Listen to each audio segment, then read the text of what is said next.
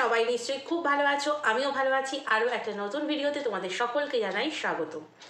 আচ্ছা, ভাঙাটিনের ব্লগ দেখতে কে কে ভালোবাসো? মানে এত সুন্দর পজিটিভিটি আছে ওর ব্লগে। আমি কিন্তু দেখি, যেহেতু কন্ট্রোভার্সি করব তাই জন্য দেখতে হয়। আর ওর ভিডিও মানেই হচ্ছে কন্ট্রোভার্সিতে ভরপুর। তো আজকের ব্লগে দেখলাম অনেক গল্প দেখলাম। তো কেন এই গল্পগুলো ফাঁদলো সেটা বলবো তোমাদেরকে, তো অবশ্যই বলবো। তার আগে আমরা অনেকেই কন্ট্রোভার্সি ভিডিও যখন করি অনেকেই বলেছি যে কি অবস্থা, ভিউয়ার্সরাও বলেছে যে ব্রাশ হাতে নিয়ে ব্রাশ করতে করতে পাড়া বেরিয়ে। তো আজকে ঠিক সেই কারণে ওই লাইনটা দিল, আজকে ব্রাশ হাতে নিয়েই শুরু করলাম। আসলে ও জেনে গেছে, ও বুঝে গেছে যে আমার ভিডিও এখন আর কেউ দেখে না, মানে আগের মতো এখন আর কেউ দেখে না। যদি বা দেখবে, আমাকে কন্ট্রোভার্সির কিছু লাইন দিতে হবে, যেগুলো নিয়ে কন্ট্রোভার্সি ক্রিয়েটাররা বা ভিউয়ার্সরা চর্চা করে। সেই লাইন না দিলে আমার ভিডিও কেউ দেখবে না।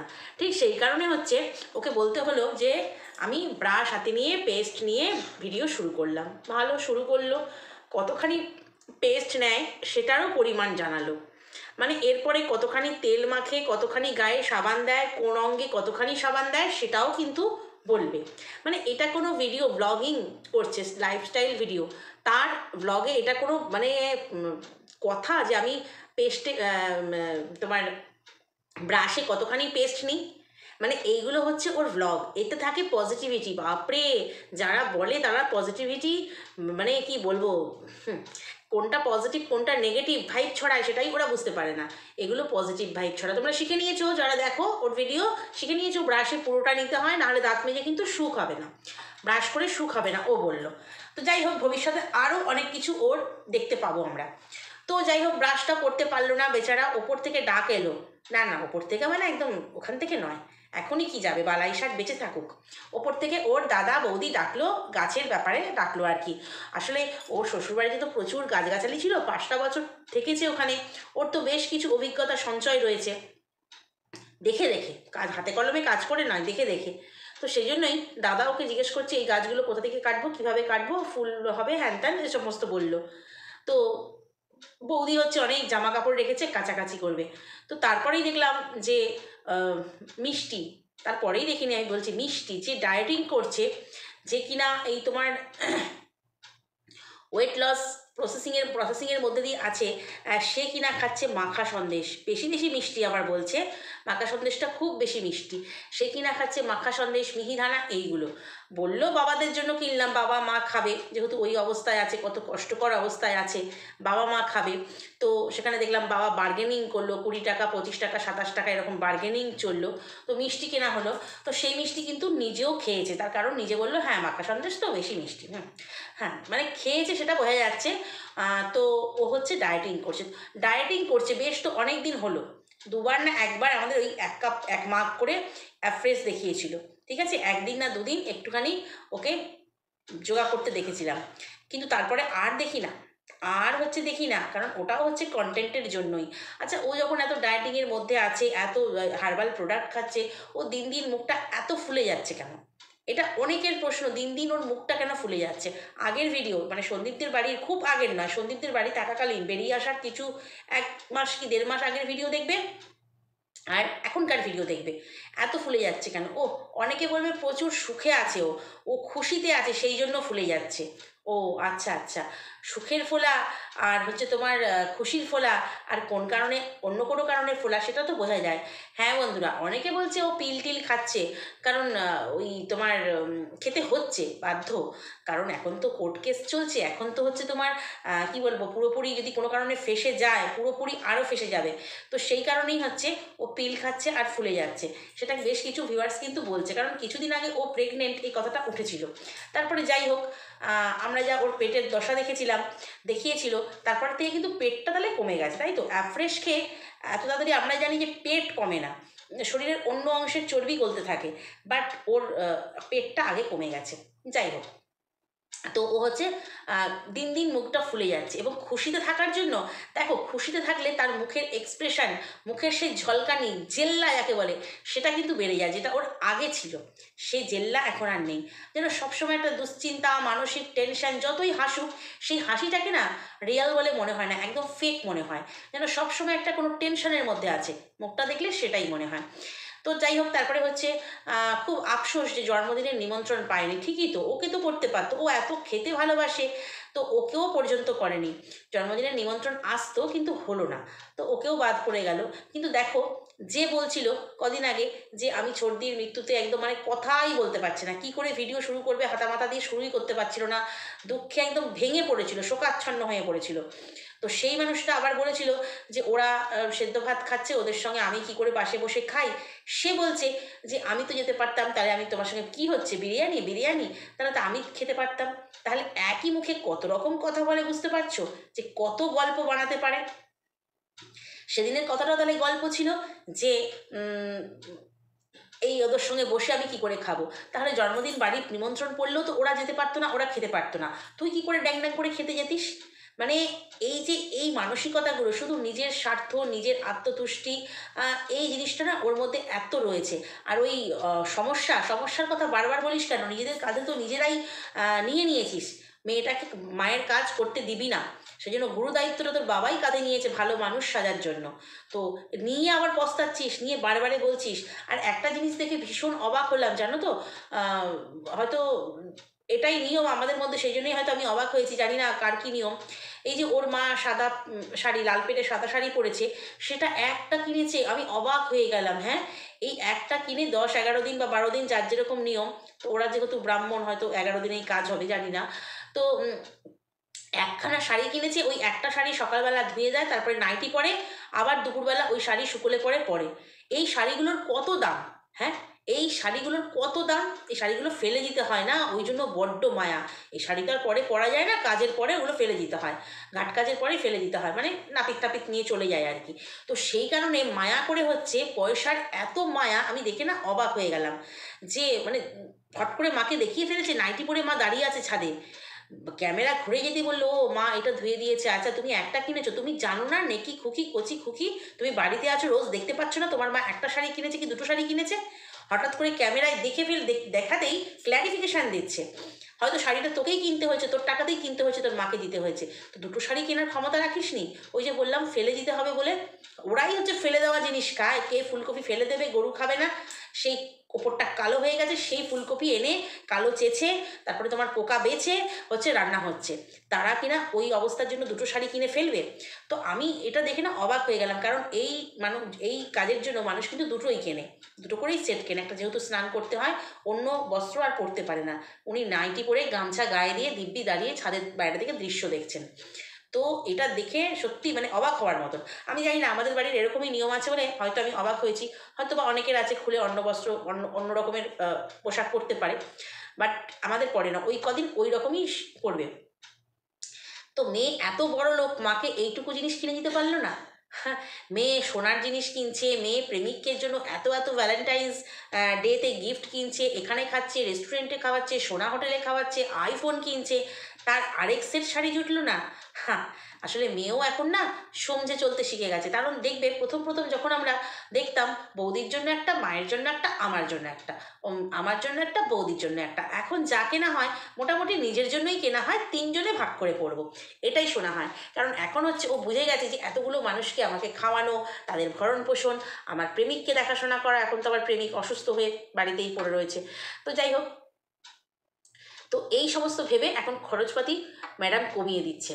তো তারপরে হচ্ছে খাওয়া দাওয়ার ব্যাপার হলো, খাওয়া দাওয়ার ব্যাপারে হচ্ছে সোয়াবিন রান্না করলো। তো সোয়াবিনে এখন আর অ্যালার্জি হয় না, কারণ হচ্ছে সন্দীপদের বাড়ির পরিবেশ, সন্দীপদের বাড়ির আবহাওয়া, মানে কি বলবো, জল বাতাস, ওর সোয়াবিনে, মসুর ডালে, এই সমস্ত জিনিসে, বেগুনে ওর অ্যালার্জি ধরিয়ে দিত। এখন সব সেরে গেছে, চাপ পড়লে বাপ বলে বলে না, এখন সব সেরে গেছে, এখন সোয়াবিন দিয়েই ভাত খাওয়া হয়ে যাচ্ছে। চাটনি করলো, সন্দীপ খেয়েছে সেদিনকে আঙুল চেটে চেটে চাটনি দেখেছি, তো ওটা দেখে ওর খুব লালসা হয়েছে, তো ও হচ্ছে নিজের জন্য চাটনি করলো। আচ্ছা, ওর দাদা বৌদি চাটনি খেতে পারবে না বললো, অথচ ফ্রাইড রাইস মেরে দিল, কিন্তু চাটনি খেতে পারবে না কেন? ফোড়ন ছাড়া চাটনি, তাও কেন খেতে পারবে না? চিনি দিয়ে চা খাচ্ছে, দুধ দিয়ে চা খাচ্ছে, তাহলে চিনি দিয়ে চাটনি কেন খেতে পারবে না? মাথায় ঢুকলো না, মানে কি কথা কখন বলছে ও নিজেই বুঝতে পারছে না। বললো, মা বললো কি জানি কি চাটনি খেতে পারবে না, ও ফ্রাইড রাইস খেতে পারবে, চাটনি কেন খেতে পারবে না জানি না। আসলে নিয়মটাই না ওরা অনাচারভাবে করছে। তোমাদেরকে বলেছি, যেমন ধরো জুতো পায়ে দিচ্ছে, যেমন ধরো এই যে তোমার এই একই বাড়িতে থেকে মাংস রুটি খেতে চলে যাচ্ছে। তারপরে হচ্ছে তোমার আজকে যেমন দেখলাম লাল পেরে সাদা শাড়ি একখানি কিনেছে, তারপরে বাকি সবাইটা নাইটি পরে কাটাচ্ছে। তারপরে এই যে বাড়িতে ফ্রাইড রাইস হ্যানা ত্যানা, মিট ফ্রাইড রাইস বলে আবার বলছে মিক্সড ফ্রাইড রাইস। তো এই ধরনের অনেক অনাচার চলছে। যাই হোক, শুধু এটুকুই বলবো, যিনি চলে গেছেন তার আত্মার খুব শান্তি কামনা হোক, শান্তি কামনা করি। এবং এই যে অনাচারগুলো ভগবান যেন মাফ করে দেয়, কারণ অনাচার যে করছে তাদের যেন দোষটা লাগে, তার আত্মার যেন শান্তি হয়। তো এবার সোয়াবিনের তরকারি দিয়েই ভাত খাওয়া হয়ে গেল, সবাই তিনজনে মিলে একসঙ্গে খেতে বসেছে। বাবা মা হবিষ্যি করলো, সঙ্গে দেখলাম ওদের বাড়ির মেয়েটি যার মা মারা গেছে সেও দেখলাম বেরিয়ে গেল। তো অনেকে বলেছে যে ওই মেয়েটির কথা, যার মা মারা গেছে, ওকে দেখিও, ওর বয়স কত, ওর পরীক্ষা কি শেষ হয়ে গেছে? কোনো উত্তর দেয়নি।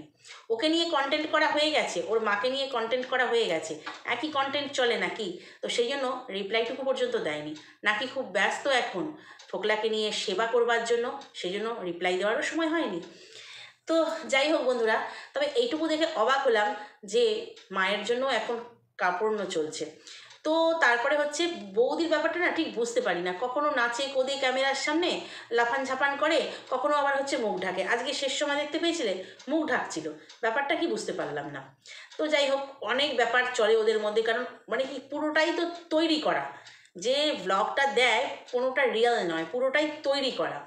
ওর দাদা হচ্ছে কদিন আগে শুনলাম কাজে যাচ্ছে দক্ষিণেশ্বরে, তারপরে হয়ে গেল মালিকের এখানে একটা বাড়ি আছে টাকিতে, সেখানে চালাচ্ছে গাড়ি। ব্যাপারটা ঠিক বুঝতে পারি না। কিন্তু ও যে নিজে গাড়ি কিনে দাদাকে দিয়েছে চালাবার জন্য, 2 লাখ টাকার গাড়ি মোটে, সেটা এখনো পর্যন্ত প্রকাশ করেনি। সেটা সবাই জেনে গেছে, সেটা এখনো প্রকাশ করেনি। তো নিজেদের গাড়িই চালাচ্ছে, নিজেদের গাড়িই ভাড়া খাটাচ্ছে, খালি কোত্থেকে মালিকের নাম বলছে বোঝা যাচ্ছে না। তবে মালিক কি ভালো, তাই না? এরকম মালিক পেলে আর কি মানুষ চায়, যে মালিক সারাদিন তুমি কাজ করবে, রাত্রেবেলা বউয়ের কাছে শোয়ার জন্য তুমি আমার তেল পুড়িয়ে চলে যেও, আবার সকাল হলে আমার কাছে ডিউটি দিতে এসো। এ দক্ষিণেশ্বর টু হাসনাবাদ, ভাবতে পারছো কতখানি ডিস্টেন্স, কতটা তেল লাগতে পারে?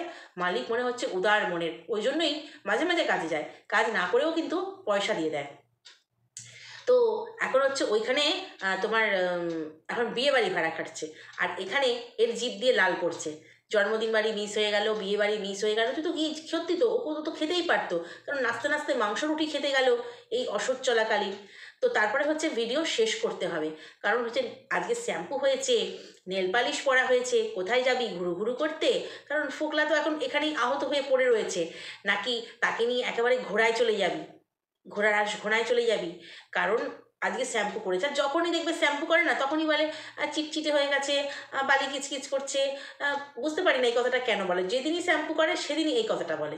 আর তারপরে হচ্ছে নেল পালিশের কখন, উফ, মানে মনে কতটুকু সুখ থাকলে, কতটুকু শোক থাকলে এই নেল পালিশ চেঞ্জ করা পরা, মানে ভাবা যায় না।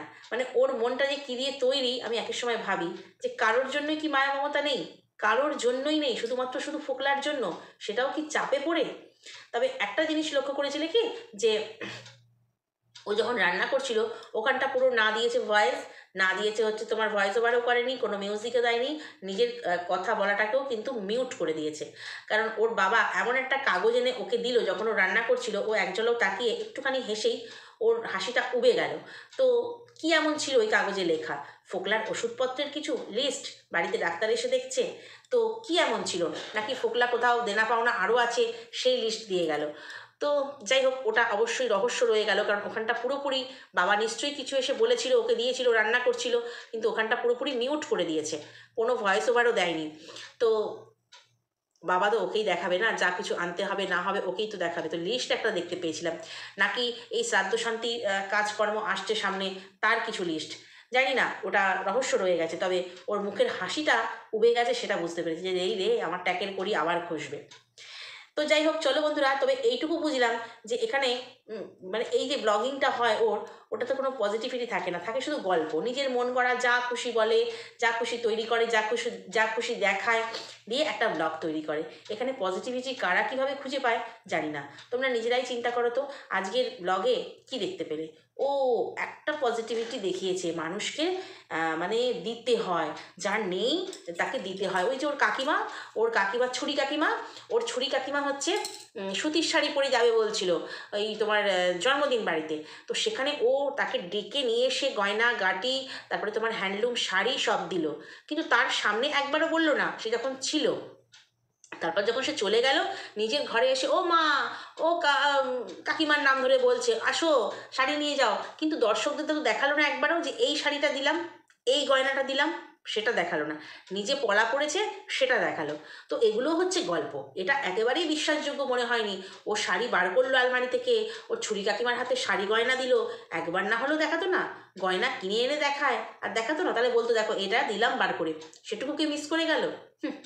একই ছোট ভিডিও হয়েছে, জানে ভিডিও আর টানতে পারবো না, আমাকে বন্ধ করতে হবে ভিডিও, কারণ বাড়িতে ফোকলা রয়েছে, এভাবে ক্যামেরা গার্ড করে ভিডিও করা যাচ্ছে না। প্রত্যেক দিন দেখতে পাচ্ছ তো ভিডিও কেমন করছে।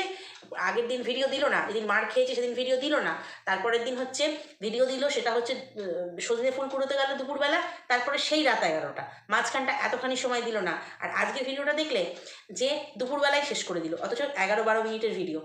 তো যাই হোক, ওটা ও অনেক কিছু এখন রেখে ঢেকে ওকে করতে হবে, গল্প বানিয়ে বানিয়ে করতে হবে। তবে এইটাও যে গল্প, মানে পুরো ব্লগটা জুড়ে যে গল্প করে প্রত্যেক দিন বানানো কথা, তো সেটাই হচ্ছে ওর ভিডিওর মূল আকর্ষণ নাকি। ওর ভিডিওর মূল আকর্ষণ হচ্ছে ওর নোংরামি, ওর পরকিয়া, ওর ধ্যাসটামো যাকে বলে সেইগুলো। তো চলো বন্ধুরা, আজকের ভিডিওটা এই পর্যন্তই। নেক্সট ভিডিওতে তোমাদের সঙ্গে আবার কথা বলবো। যদি কোথাও ভালো লাগে লাইক কমেন্ট শেয়ার সাবস্ক্রাইব করে দিও। চলো আজকে আসি, টাটা।